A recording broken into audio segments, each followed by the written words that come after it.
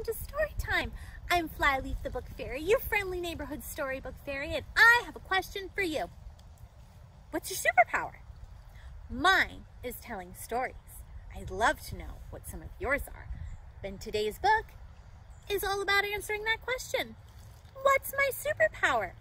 By Canadian Inuk author Aviak Johnston and illustrated by Tim Mack. What's my superpower? What's my superpower? In a little house in the very middle of a small town where winter is always longer than summer, a little girl named Nelvana lived with her mother. Nelvana loved everything about her small town. She loved the quiet roads with lots of space to play hide and seek and tag and street hockey. She loved to ride her bike without worrying about cars coming down the road like big monsters. "Anana," Nelvana said to her mother one day, "if I had a superpower, I could fight big monsters, you know?" "Yes, Panique," her mother replied as she stroked Nelvana's hair. "Do you think I'll ever have a superpower?" Nelvana asked. "I don't know, Panique. Maybe," her mother said with a smile. Nelvana always thought about what it would be like to have superpowers. Everywhere she went, she wore a yellow cape made from a blanket and a pair of snowmobiling goggles resting over her head. That's a pretty good superhero costume, wouldn't you say? On the first day of school, Nelvana was in gym class when a boy named Davide ran into the gym so quickly he was just a blur. All the other kids tried to race him, but he was faster than all the kids in the class. "Davide, you have a superpower," Nelvana excitedly told him. "You can run faster than a skidoo." "Do you think that's true?" Davide asked her, beaming. "I know it's true," said Nelvana. "But I wonder what my superpower is."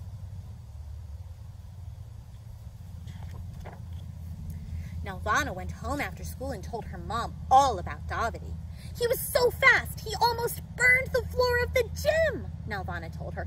"He was like the wind on a blizzardy day." "Wow, he must really have super speed," her mother replied. "If Davide has a superpower, does that mean I can have a superpower too?"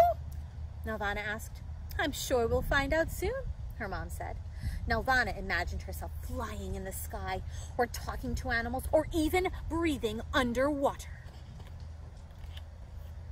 The days began to grow colder, but that didn't stop Nelvana from going to the playground to play with her friends. One day, Nelvana saw her friend Mata swinging so high that it looked like she was going to loop around the swing set. Nelvana and her friends all stared at Mata, amazed. Then suddenly, Mata was flying from the swing. She landed so far away that Nelvana was sure that Mata had flown through the air. "You can fly! You can fly!" Nelvana said.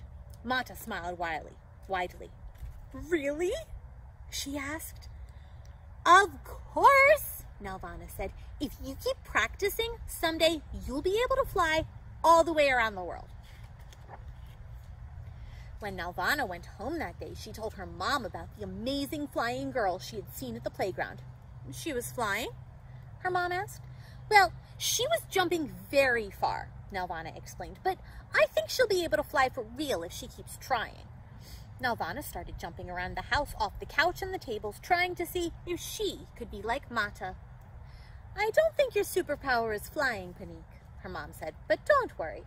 We'll figure out what your special talent is soon." The next day, Nelvana and her friends brought their sleds to the big hill next to their school to go sliding. Nelvana's cousin, Jonasie, was already at the top of the hill, building an inuk. All across the top of the hill, there were snow sculptures of animals and snowmen, and even a whole igloo. "Jonasie, did you make these?" Nelvana asked. "Yep," he said, "all of them, even that polar bear right there. It was easy." "What else can you make?" she asked. "Anything. I can make a caribou and maybe even a monkey. I can make things out of rocks and even ice." "Is it your superpower to make things?" Nelvana asked. "Can you build whatever you can think of?" "Yep," he replied. "I can build anything." Now Vanna told her mom all about Jonasy's superpower. Panique, didn't you know that Jonasy's dad has that superpower too? Jonasy is going to be a carver, just like his father. Does that mean I might have that superpower too? Nelvana asked. I've never tried to build anything before. Why don't you try it out? Her mom said. Nelvana tried to make an inuksuk out of her blocks, but it fell over. She tried to make a house out of her Legos, but it was too hard. She sighed. I guess it's not my superpower. Her mom hugged her tight. I'm sure we'll figure it out soon, Penny. Now Vanna kept finding friends who had superpowers whenever she went out to play. When she was swimming in the spring, she met a boy named Adamy who could hold his breath underwater longer than anyone else.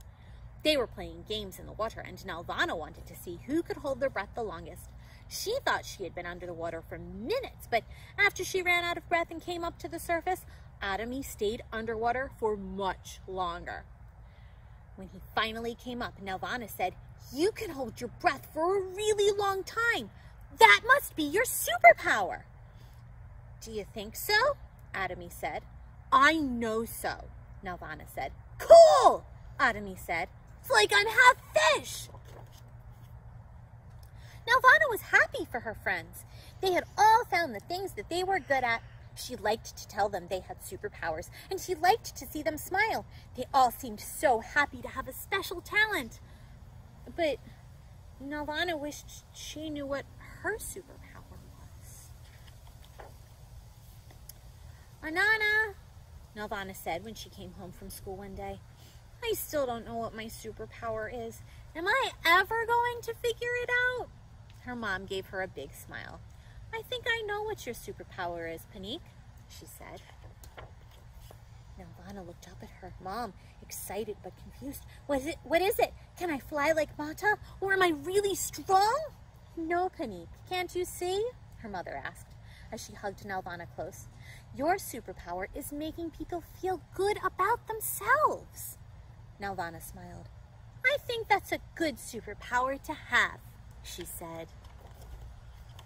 The end. I think that is a wonderful superpower, and I hope that some of you have a similar superpower.